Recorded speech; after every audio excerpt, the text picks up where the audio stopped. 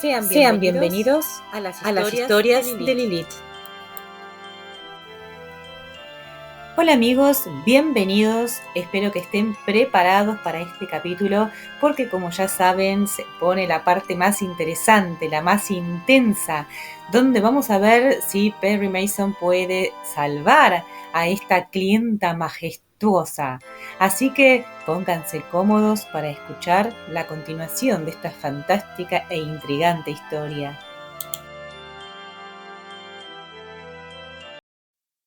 Capítulo 15. Mason estaba sentado en el sillón de su despacho privado. Habíase aflojado el nudo de la corbata y tenía delante una taza de café casi vacía. Paul Drake había ocupado el sillón utilizado habitualmente por los clientes del abogado y tomaba unas notas. Dale Street abrió un paquete sellado. Seguidamente, cargó de nuevo la cafetera. Mason, fatigado, declaró: «No puedo desatenderme de esta mujer, Paul. Entré en el caso con los ojos vendados y no veo ninguna salida para mí. No puedo decirte qué es en suma todo lo que la policía tiene contra ella, ya que no lo sé. Lo que más me interesa en estos momentos es averiguar si el teniente Track y sus hombres han localizado el arma con que fue cometido el crimen». «¿Tiene tu cliente un arma?», inquirió Drake. «Esa es una pregunta parcial solamente. Tiene un revólver Colt del calibre 38, adquirido por ella en un establecimiento conocido. Por el libro registro de este se sabrá que Ellen Adair tiene esa arma». «¿A dónde ha ido a parar?». «A las manos de la policía», dijo Mason. «Lo que yo necesito saber urgentemente, Paul, es si el proyectil homicida salió por el cañón de ese revólver». «¿Y si fue así?». «Hablo en hipótesis. Si, como supongo, el arma está en las manos de la policía y fue la utilizada para cometer el crimen, existen muy pocas posibilidades de que Ellen Adair salga bien de esto». «¿Y si no se trata del arma fatal?». «Si no se trata del arma fatal», repuso Mason, «tenemos que probar que no lo es, en efecto. El hecho de que ella tuviera un revólver y de que éste sea del mismo tipo que el utilizado para cometer el crimen, combinado con todas las demás cosas, dará lugar a un caso claro de prueba circunstancial». «Ya es bastante», comentó Drake. «Cierto», confirmó Mason, «porque lo peor de los casos de prueba circunstancial radica en su interpretación». Drake manifestó: «He sabido por una confidencia que la policía va a poder demostrar que el automóvil de Ellen Adair estuvo aparcado en el camino de la casa de Agnes Burlington y que aquella estuvo dentro de la casa mucho antes de que la policía fuera avisada. La acusación supondrá que había alguna prueba que ella quería hacer desaparecer o alterar de alguna forma. Con tal fin, Ellen Adair fue en tu busca. Ya en el escenario del crimen, arregló las cosas a su gusto, tal como querías que fuesen encontradas por la policía, hecho lo cual se puso al habla con esta». «Sí», replicó Mason reflexivo, «ellos adoptarán esa actitud, que es injusta, que no tiene nada de caritativa, por lo que a un abogado concierne. No obstante, hay suficientes pruebas en su apoyo, así que seguirán por ese camino». «¿Pueden ellos probar que el coche de Ellen Adair estuvo allí y que tu cliente visitó la casa?», preguntó Drake. «En caso afirmativo, todo se pone muy difícil, a menos que idees algo a manera de explicación». «Se trata de otro ejemplo de prueba circunstancial. Hay muchos detalles así. Veamos, Paul. Yo creo que la prueba circunstancial demostrará que Agnes Burlington murió dentro de las 2 horas siguientes a la ingestión de la comida. Quiero saber de qué se compuso esta y la hora de la misma». «¿Cómo vas a probar eso?». «Hay un supermercado por las inmediaciones. Es probable que de vez en cuando frecuentase el lugar en busca de provisiones. A ver qué es lo que puedes averiguar por allí». «¿Crees que se acordarán de esa mujer en el supermercado?», preguntó Drake. «Es bastante posible que sí. Estamos refiriéndonos a una persona que vivía sola. Indudablemente frecuentaría el lugar, donde adquiriría periódicamente diversos géneros. Casi seguro que compraba comidas preparadas, de esas que no hay más que pasarlas por el fuego. Es una cosa que haría cada vez que comía o cenaba en casa. Fíjate en que la policía se ha hecho la remolona a la hora de dar información en lo concerniente al contenido del estómago de la víctima. Me inclino en ver una pista en su actitud. De haber ingerido un bistec con patatas fritas, una ensalada y algunas verduras, quizá tendríamos que pensar que salió con un hombre, en cuyo caso su acompañante habría vuelto con ella a la casa más tarde. Pero tú no sabes si su último refrigerio fue el almuerzo, el desayuno o la cena. Lo que yo sé es que las luces de la vivienda estaban encendidas, contestó Mason. Esto me hace pensar que el crimen fue cometido por la noche, a una hora u otra. Y si el hecho ocurrió dentro de las 2 horas siguientes a la ingestión del refrigerio, probablemente la comida que hizo fue de las que preparaba cuando no quería entretenerse mucho en la cocina ni con el lavado de muchos platos. Sí, por otra parte, la comida fue de las que en cualquier restaurante suelen costar de 3 a 6 dólares. Yo pensaré que salió con un hombre. He ahí un buen razonamiento, comentó Drake. Por consiguiente, remató Mason, son muchas las cosas que dependen de la naturaleza del refrigerio. La prueba circunstancial puede resultar engañosa a veces, pero nunca lo será en el mismo grado que cierta gente. Y ten en cuenta que 2 millones de dólares constituyen una tentación para cualquiera. Drake asintió. ¿Algo más? Mason consultó su reloj. Nada más por ahora. Amplía tus averiguaciones en ese sentido todo lo que puedas. Me consta que esa gente no logra dar con la bala fatal. Mason abrió mucho los ojos. Sin embargo, Paul, tienen que encontrarla. Es lo mismo que el teniente Track ha dicho a sus agentes. Pero la verdad es que no han conseguido nada, pese a haber registrado toda la vivienda a conciencia. Por tal motivo, todos andan preocupados. La bala está allí, indudablemente. Quedaría incrustada en algún sitio. Me gustaría saber si corresponde a cualquier arma descubierta dentro del presente caso. Creo disponer de los medios para estar al tanto de lo que sucede. Es posible que no pueda facilitarte información detallada, pero me parece que podré hacértelo saber si llegan a localizar el proyectil buscado. También nos enteraremos de si corresponde o no al arma. A ver qué es lo que puedes conseguir, Paul. El investigador, un hombre de gran estatura, se puso en pie. Nos mantendremos en contacto, Perry, dijo antes de encaminarse a la puerta y abandonar el despacho. Dale Street miró al abogado con el ceño fruncido. ¿Podrás subir a Elena Dare al estrado de los testigos? Preguntó a Mason. No, en la forma en que están las cosas ahora, no. El fiscal la haría a pedazos en el transcurso de su interrogatorio. Esa mujer se ha colocado en una posición sumamente delicada, y hasta ahora la prueba circunstancial está contra ella. ¿Y qué puedes hacer si no la subes al estrado? La prueba circunstancial tiene algo muy grato. Es un arma de 2 filos. Corta en ambos sentidos, y siempre dice la verdad. Lo malo de la prueba circunstancial es que a veces llevamos a cabo una interpretación incorrecta, porque no disponemos de todos los datos. Sin embargo, he elaborado una hipótesis que no me extrañaría nada que diese resultado. ¿Quieres o no quieres hablar? Mason abandonó su sillón, empezando a pasear por la estancia lentamente. Quiero hablar, desde luego, dijo. Tú eres el jurado, yo soy el abogado defensor. De acuerdo, adelante. El fiscal te dice que se halla en posesión de una prueba circunstancial muy sólida, que le permite asegurar que la acusada llegó a casa de Agnes Burlington, dejando su coche estacionado en el camino interior de la finca. Luego, penetró en la casa para ver a la mujer asesinada. La acusación ha presentado unos moldes con los dibujos de unos neumáticos. No hay duda, el automóvil perteneciente a la acusada se adentró por el camino de la casa de la Burlington. Ahora voy a hacer una pregunta. ¿Cuándo se adentró por allí? De buenas a primeras, es posible que pienses que nosotros no conocemos la respuesta a tal pregunta, es decir, que no podemos contestarla con referencia a la hora de la muerte. Sin embargo, yo opino lo contrario. La prueba demuestra que Agnes Burlington tenía la costumbre de regar su césped por la noche. Cuenta el jardín con un sistema de irrigación subterráneo. Ella tenía el hábito de ponerlo en funcionamiento al mínimo de su capacidad. Daba lugar a una especie de goteo, por así decirlo, desde los diversos orificios de salida. Dejaba el dispositivo así hasta el momento de irse a la cama. Entonces, cortaba el riego. ¿Puedo hacerte una pregunta?, dijo Dale Street. Los miembros del jurado siempre hacen preguntas, repuso Mason sonriendo. ¿Cuál es la tuya?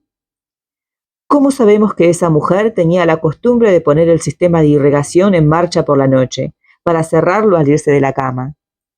No lo sabemos todavía, repuso Mason, pero creo que la evidencia indica que eso fue lo que sucedió aquella noche, y yo opino, en efecto, espero, que podamos demostrar que se trataba de una costumbre.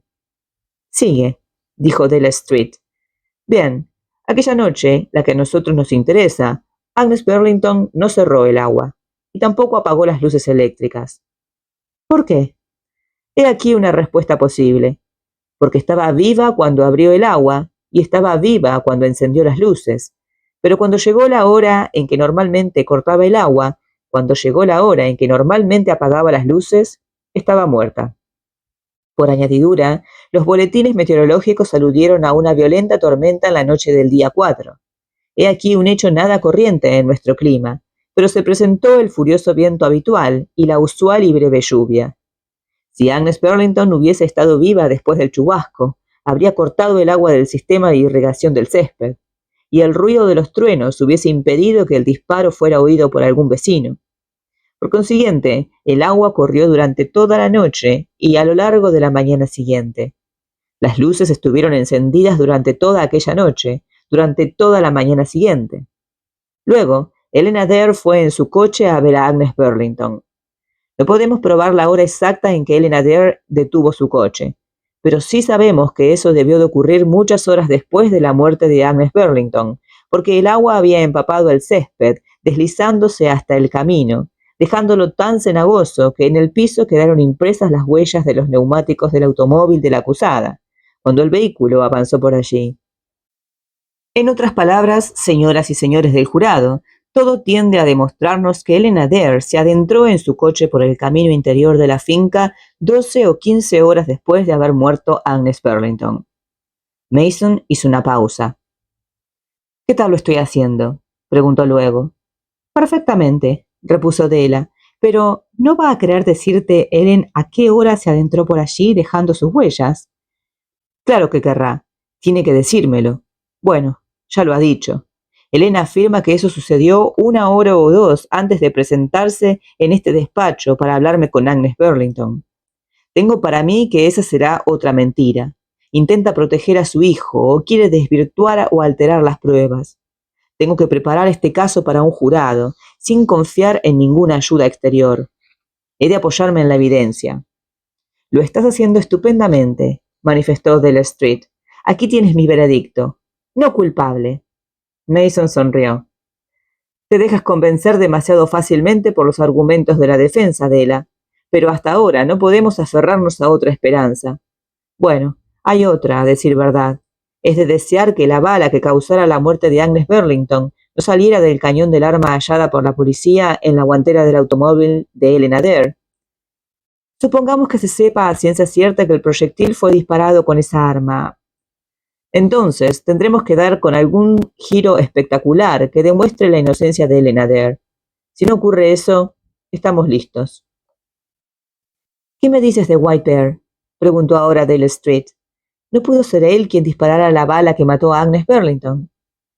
Existe esa posibilidad, naturalmente. Conocemos detalles que nos inclinan hacia esa hipótesis.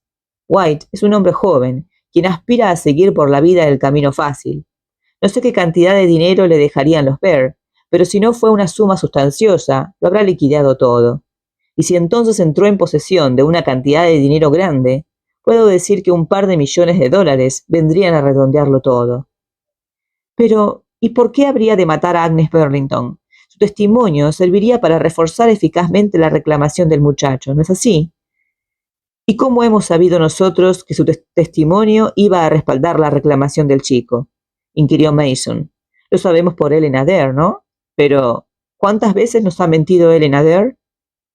Della Street hizo un gesto afirmativo. Has dado en el clavo ahí, comentó. Bueno, dijo Mason, el examen preliminar comienza mañana. Para entonces conoceremos muchos más detalles sobre nuestro caso. Quizás surja algo nuevo. Lo último es perder la esperanza. Todo el caso gira en torno a la bala fatal. ¿Salió o no salió del arma de Helena Dare? ¿Qué dice White acerca del arma? ¿Qué puedes esperar que diga?, preguntó Mason. La pidió prestada a su madre 8 o 10 días antes para practicar un poco el tiro al blanco. Hizo varios disparos y la dejó en la guantera del coche de Helena Dare. Ya le había dicho a Ellen que procedería así. Todo resulta natural en él cuando considera su juventud, las diversas cosas que atraen su atención, sus amistades femeninas, sus estudios, sus coches, su afición a los licores. Della dijo, reflexiva: me entran temblores con solo pensar en lo que es capaz de hacer ese joven si llega a entrar en posesión de $2 millones. Mason miró a su secretaria, también pensativo. Considera la cuestión desde otro punto de vista, Della. ¿Qué quieres decir? Piensa en lo que haría White sin ese dinero. Capítulo 16. El juez Dean Elwell ocupó su sitio, fijando la vista en su memorándum. Va a verse el caso del pueblo del estado de California contra Ellen Calvert, también conocida como Ellen Adair, la acusada. La acusada está preparada, dijo Perry Mason. Stanley Cleveland Dillon, miembro destacado en la oficina del fiscal del distrito, se puso en pie, adoptando un aire de impresionante dignidad. Nosotros estamos preparados también para actuar, haciéndolo en nombre del pueblo del estado de California, manifestó solemnemente, y deseamos puntualizar respetuosamente que esta es solamente una audiencia preliminar, la cual se propone determinar si ha sido cometido un crimen y si existen suficientes razones para decidir que fue autora del mismo la acusada. El juez Elwell manifestó con cierta acritud: la sala sabe a qué atenerse con respecto a lo que fija la ley, señor Dillon. Me consta, señoría, repuso Dillon, pero yo quería subrayar la postura que la acusación adoptará cuando se enfrente con las técnicas sembradoras de confusiones y aplazamientos a que suele recurrir la defensa en estos casos. Hemos de evitar todo tipo de alusiones personales, determinó el juez Elwell. Llame a su primer testigo.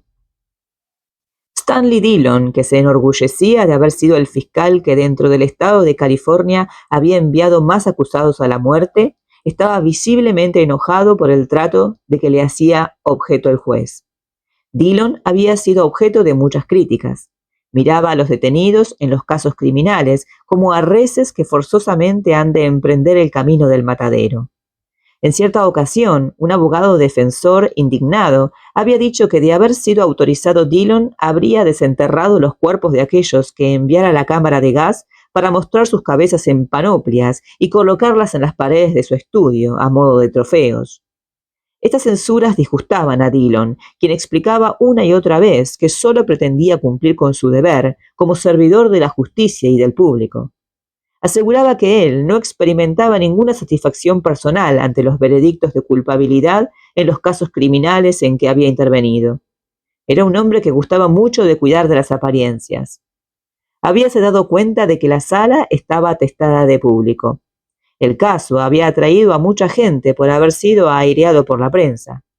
Encontrábamos allí los hermanastros de Harmon Hazlitt, Bruce y Norman Jasper, así como Garland, el encargado de relaciones públicas, y Jarmet Dayton, el detective.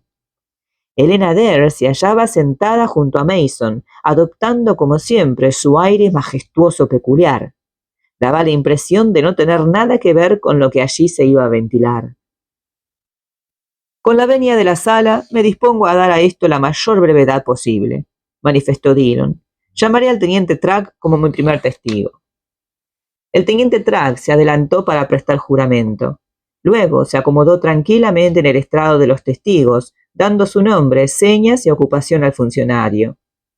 Quiero pedirle, teniente Track, que refiera muy brevemente a la sala lo que vio al entrar en una vivienda de la avenida Manley, la número 1635 precisamente, al ser llamado el día 5 de este mes. A grandes rasgos, teniente. Muy bien. La puerta principal de la casa estaba cerrada con llave. La posterior se hallaba abierta. Nos encontrábamos en una vivienda doble, es decir, una construcción que consta de 2 partes gemelas e independientes. En el dormitorio del bungalow, cuyas ventanas estaban cerradas, hallamos el cadáver de la ocupante de la casa. Diga su nombre, por favor. Agnes Burlington. ¿Puede decir en qué estado se encontraba el cadáver, teniente? Llevaba faja, sujetador, las medias. Iba calzada. ¿En qué posición yacía el cuerpo? Estaba tendido hacia la izquierda, boca abajo más bien. ¿En qué estado se hallaba el cadáver desde el punto de vista médico? El forense podrá informar con más exactitud sobre esto, declaró el teniente Tragg. Al parecer, se presentó la rigidez habitual para desvanecerse después. Se observó una lividez post-mortem. ¿Qué indica esta? Que el cuerpo no ha sido movido después de presentarse la muerte. ¿Tomaron ustedes fotografías? Tomamos muchas fotografías, en las que se ve perfectamente la posición del cuerpo y las inmediaciones del mismo. Y cuando movieron el cuerpo, ¿qué encontraron allí? El teniente Tragg sabía que arrojaba una bomba sobre la defensa. No supo resistirse a la tentación de mirar a Perry Mason para observar la reacción del abogado ante aquel golpe. Encontramos un revólver Smith & Wesson de calibre 32 bajo el cadáver. Mason se irguió en su silla. ¿Puedo pedir al funcionario encargado de la transcripción del interrogatorio que lea esa respuesta?, dijo. Desde luego, contestó el juez Elwell. La respuesta fue leída. Encontramos un revólver Smith & Wesson del calibre 32 bajo el cadáver.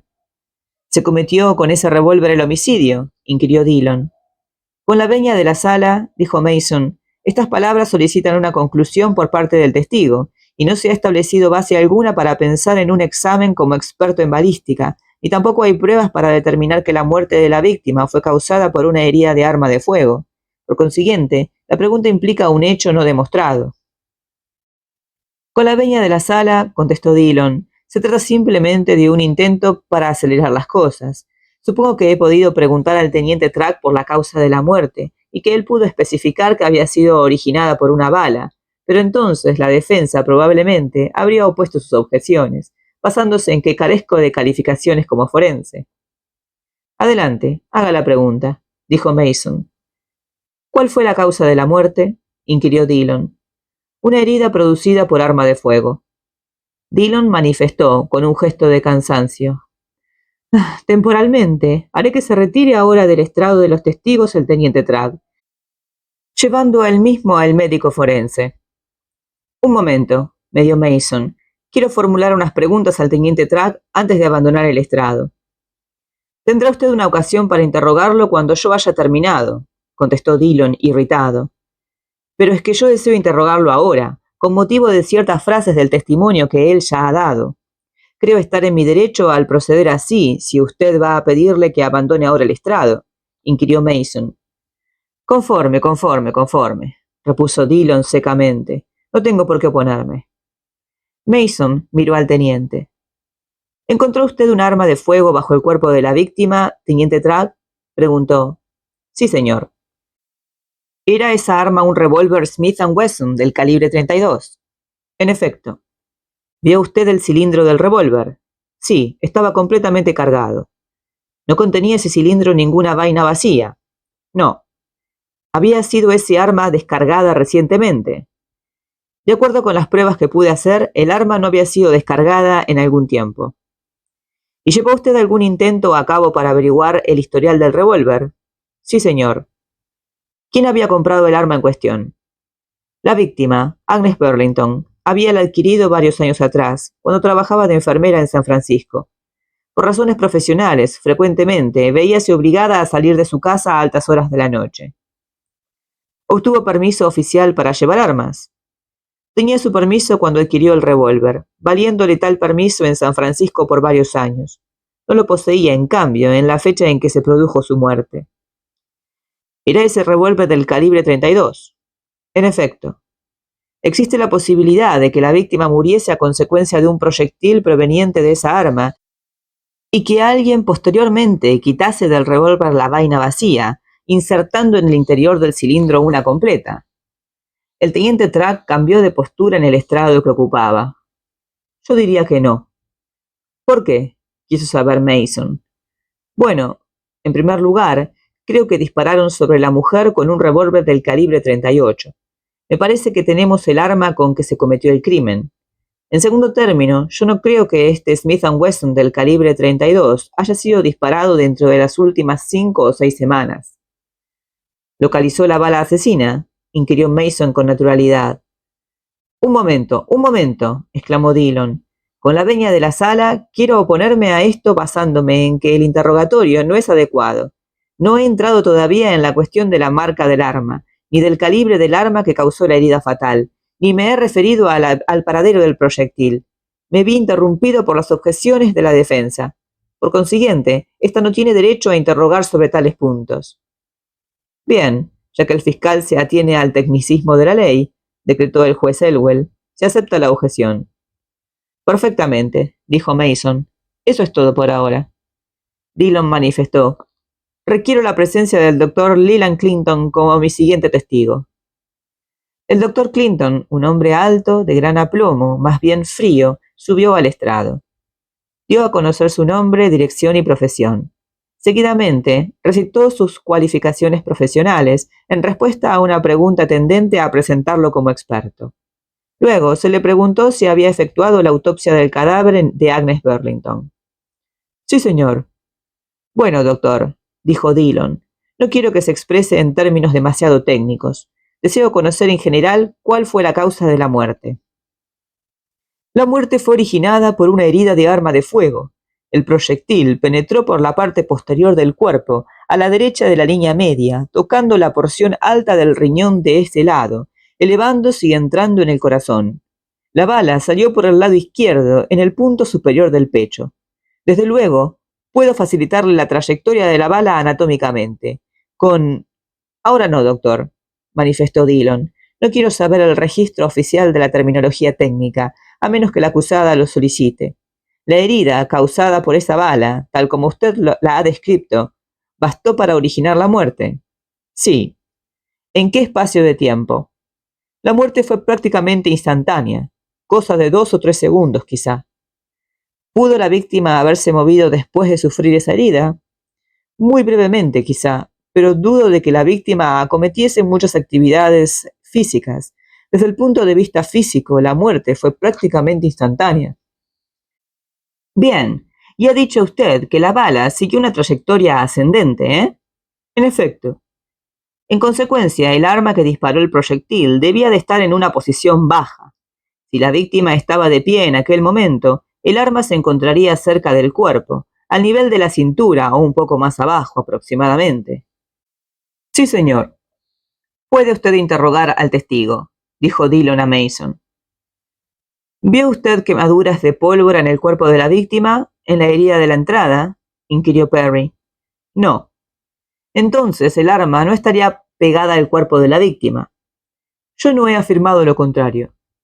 Perdón, doctor. Creo que usted ha dicho, respondiendo a una pregunta del fiscal, que de haber estado la víctima de pie, el arma quedaría aproximadamente al nivel de la cintura. Su interpretación es correcta, repuso el doctor Clinton. He supuesto, al contestar a esa pregunta, que se relacionaba con la condición de que la víctima hubiese estado de pie. Pero es que de haber estado de pie hubiera encontrado usted quemaduras de pólvora, ¿no? Era razonable tal hallazgo. Es algo que dependía de la distancia existente entre el arma y el cuerpo de la víctima. Si el asesino, por ejemplo, hubiese mantenido el arma al nivel del suelo, hubiera podido no haber quemaduras. Pero ordinariamente, si la víctima hubiese estado de pie, habrían podido darse las quemaduras de pólvora. Es decir, nosotros habríamos esperado encontrarlas.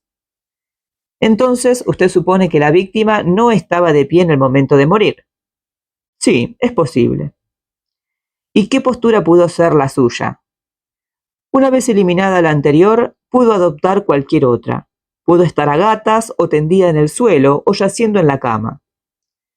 ¿Halló alguna prueba denotadora de constitución que indicaran que había sido golpeada o derribada?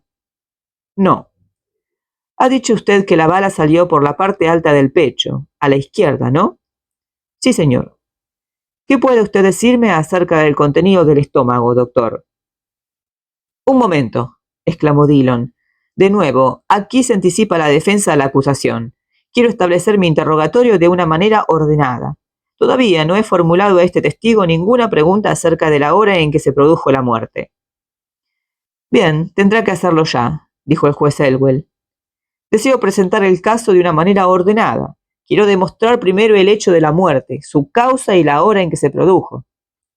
No tiene por qué ser el caso desmenuzado, opinó el juez Elwell, a menos que exista alguna razón particular para que usted proceda así.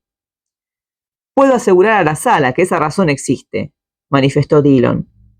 Muy bien.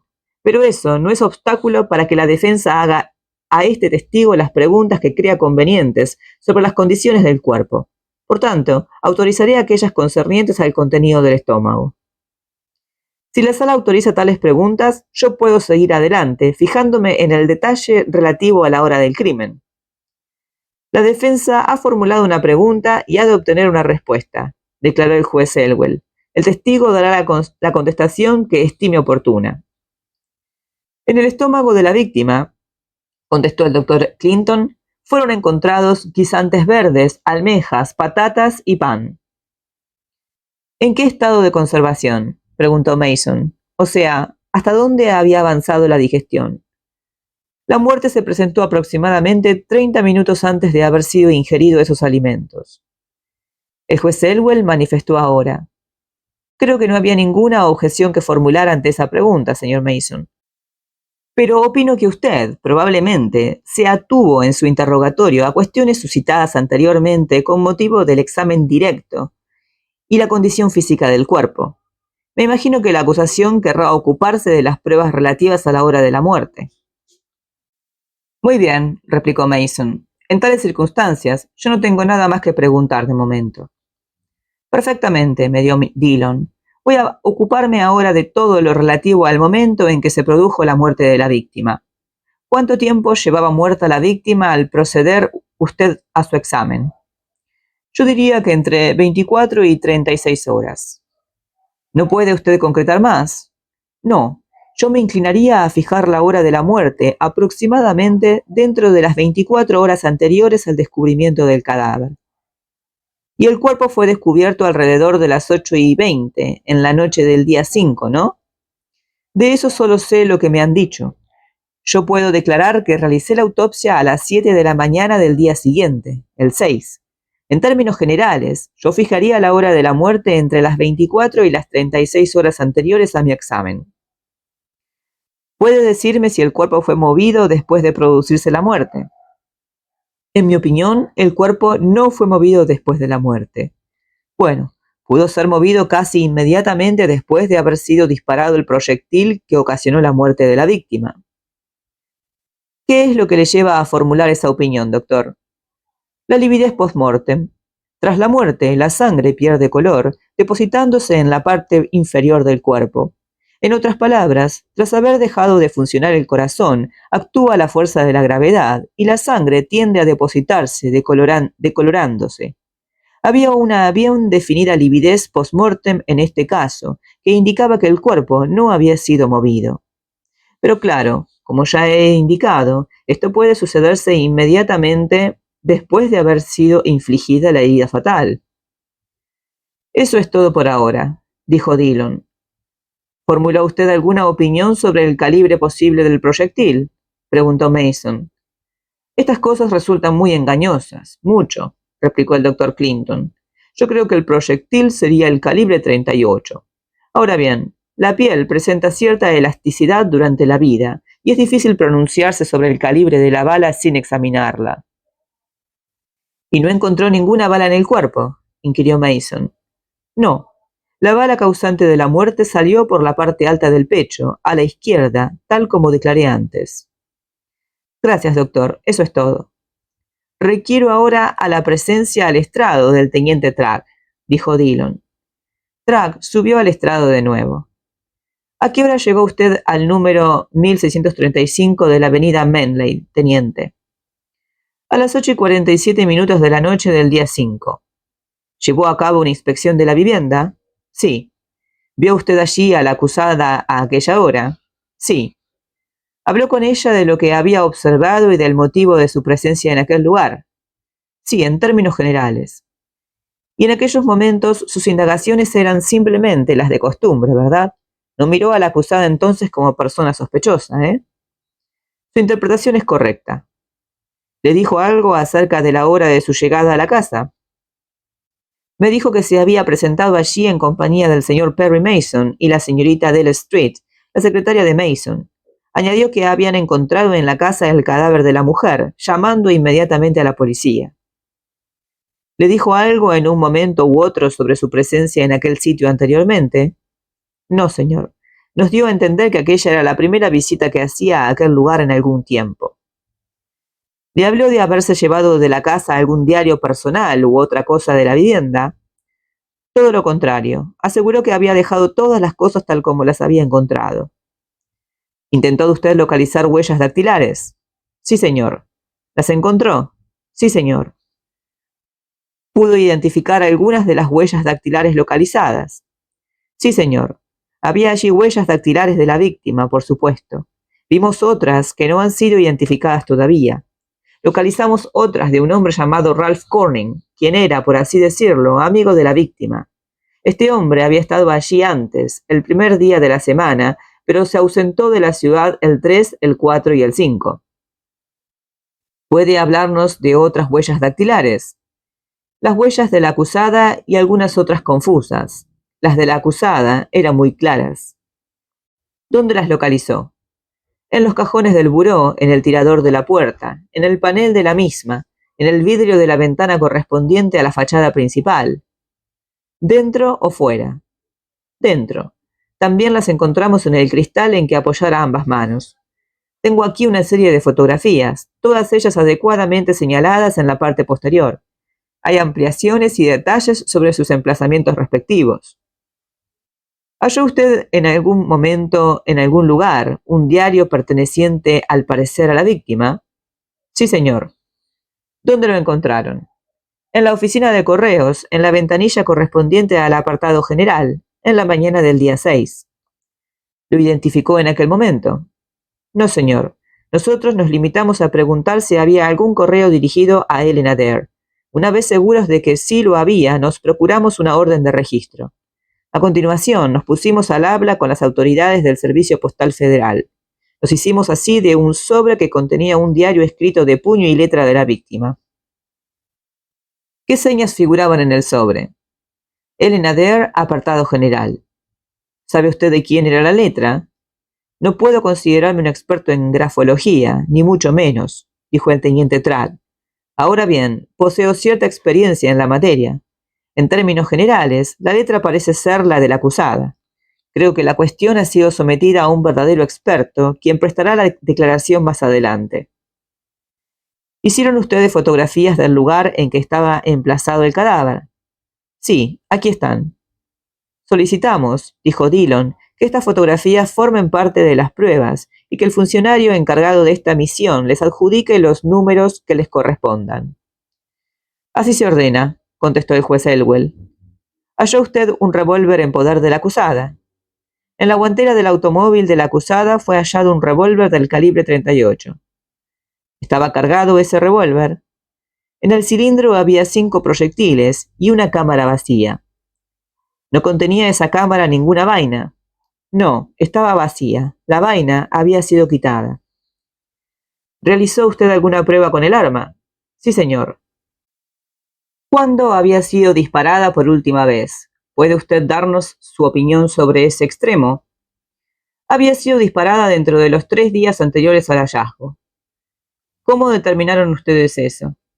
Mediante el análisis químico de los residuos, el estudio del estado del cañón y el olor de la pólvora incendiada. Puede usted interrogar al testigo, dijo Dillon a Mason. Este preguntó, ¿no había ninguna bala en el cuerpo de la víctima? No, señor. ¿Y no se encontró bala alguna en la habitación? No, señor. Pero el proyectil había atravesado el cuerpo de la víctima, ¿no? El teniente Track, quien evidentemente se había anticipado a aquella serie de preguntas, encontrándose completamente preparado para contestarlas, sonrió afablemente. Sí, señor, dijo. Este es uno de esos casos que, por desgracia, se dan con frecuencia con exceso. No se pudo recobrar el proyectil que originó la muerte de la víctima. ¿Qué quiere usted dar a entender con sus palabras?, inquirió Mason. ¿Qué quiere decir afirmando que estos casos se repiten a menudo? Track se movió en su asiento, como quien se acomoda para dar una larga explicación. La vaina contiene pólvora, como todo el mundo sabe, la cual al producirse la ignición actúa como fuerza propulsora. La cantidad de pólvora es tal que en el arma de tipo medio, con un cañón normal, toda la energía de la explosión casi es consumida al forzar el paso del proyectil a través del cuerpo del ser humano. así que con mucha frecuencia nos encontramos con casos en los que la bala ha atravesado el cuerpo por entero, pero ha sido detenida por la elasticidad de la piel cuando empezaba a emerger en los tejidos interiores, quedando el proyectil atrapado por debajo de la piel de la víctima justamente. Otras veces existen suficientes fuerzas propulsoras para perforar la piel y entonces el proyectil no abandona la inmediata proximidad, sino que queda atrapado en las ropas de la víctima. La bala cae al suelo, sin que nadie la vea, en el vehículo que conduce al cadáver, dentro o fuera del mismo, en el cuerpo del desplazamiento.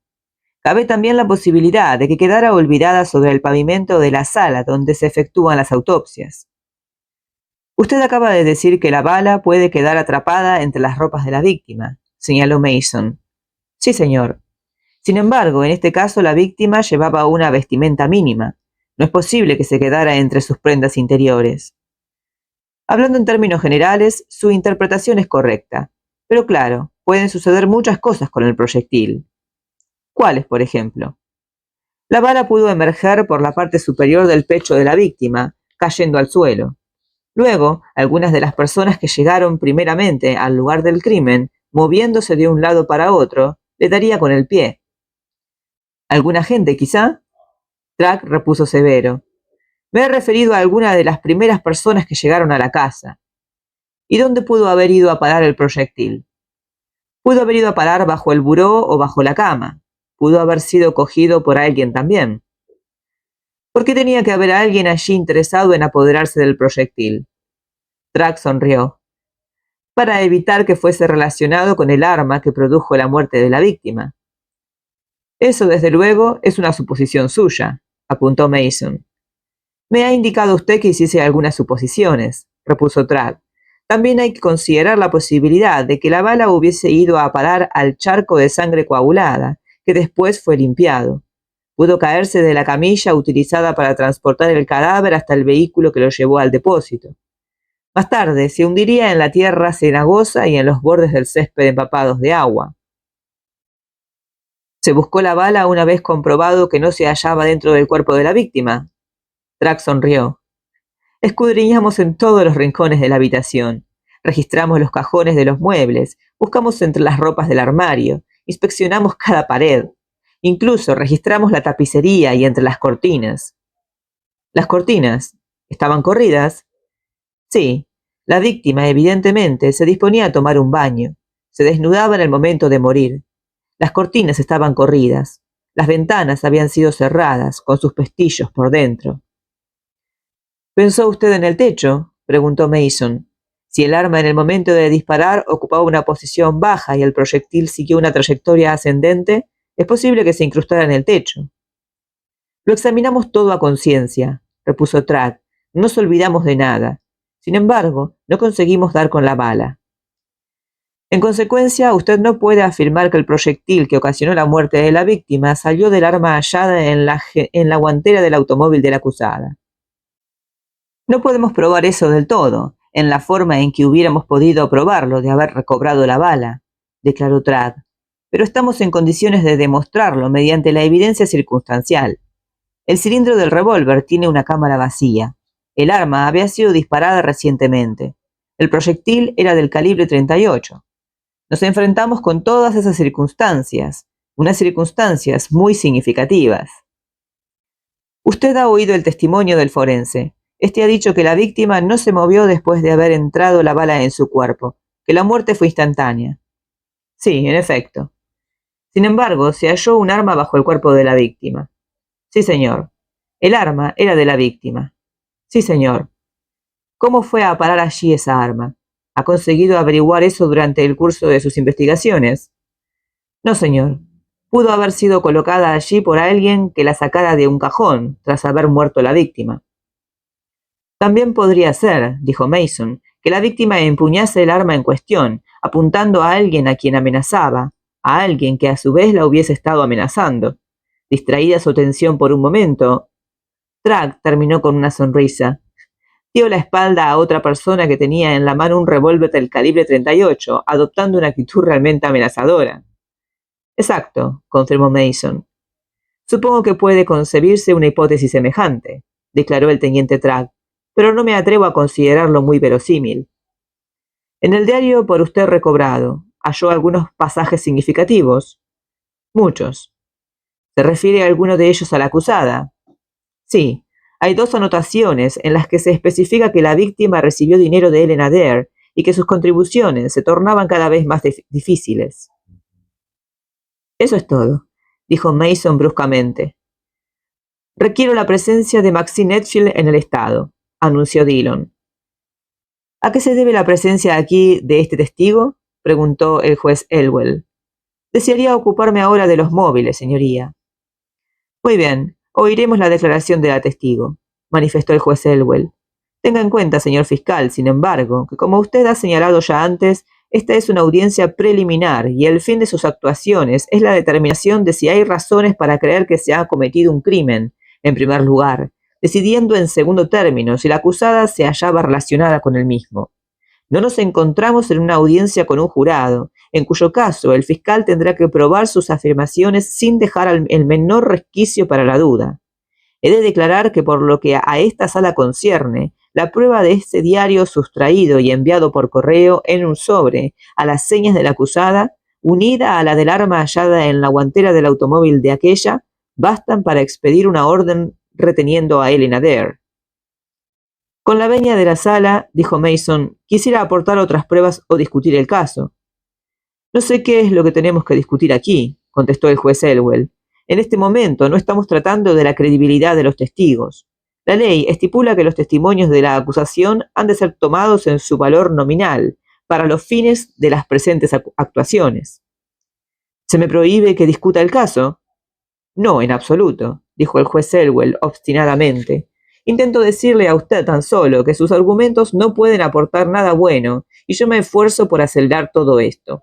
Si este testigo puede suministrarnos motivaciones, a juicio del fiscal, escucharé de buen grado las palabras que desee pronunciar centradas sobre ese punto. Ciertamente que la acusación no se propone ahora hacer uso de todos sus argumentos. La acusación desea solamente en estos momentos asegurar la comparecencia de Ellen Adair ante la Corte Suprema para su proceso. Puede usted seguir, señor fiscal. Interrogue al testigo. ¿Cuál es su nombre? Maxine Edgefield. Bueno, dejamos por acá en este capítulo porque, como podrán ver, es un capítulo bastante extenso que inicia con una conversación entre Perry Mason y el detective Paul Drake, ¿no? Quienes repasan un poco el caso. Estamos en un momento de máxima tensión. La policía ha hallado un arma en el auto de Ellen Adair, pero aún no se ha determinado si fue la utilizada en el asesinato de Agnes Burlington, ¿no? Esta incertidumbre es crucial para la defensa. Así que, bueno, queda en Paul averiguar qué pasó con el arma, con la bala, ¿no? También, si la policía descubrió algo. Más tarde, Mason analiza el caso junto a su secretaria Della Street, ¿no?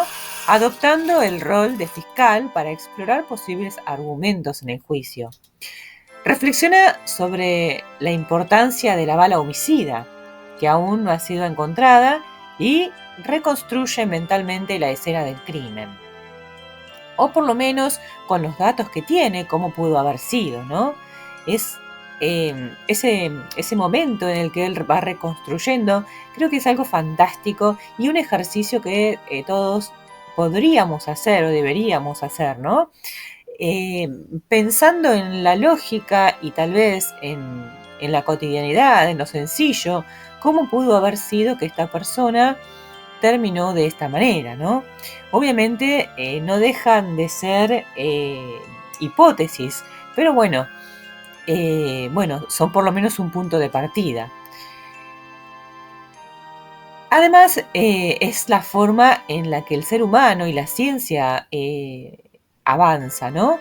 Se crea una hipótesis, posiblemente, o sea, lo más cercana a lo posible, y luego hay que comprobarla, entonces se empiezan a buscar pistas.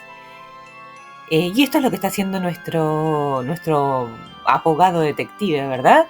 Él intenta demostrar que Ellen llegó a la casa después de que Agnes ya había sido asesinada, lo que sería clave para su inocencia, ¿verdad?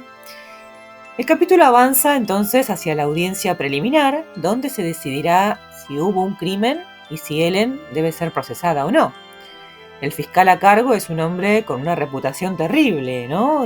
Bastante temible, conocido por llevar a muchos acusados al patíbulo.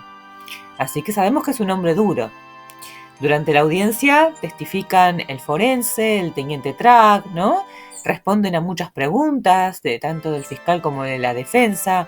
Vamos descubriendo demasiados datos, sinceramente, para seguirlos a todos. Y finalmente se anuncia que Maxine Edgefield, la ex amiga, ¿no?, de Ellen y testigo bastante importante, será la próxima en subir al estrado. Entonces, en el próximo capítulo vamos a descubrir qué tiene para decir Maxine, qué puede aportar y, bueno, cómo se las arregla ante Perry Mason. Espero que les haya gustado el capítulo. Los espero también en el próximo para saber qué sucede a continuación.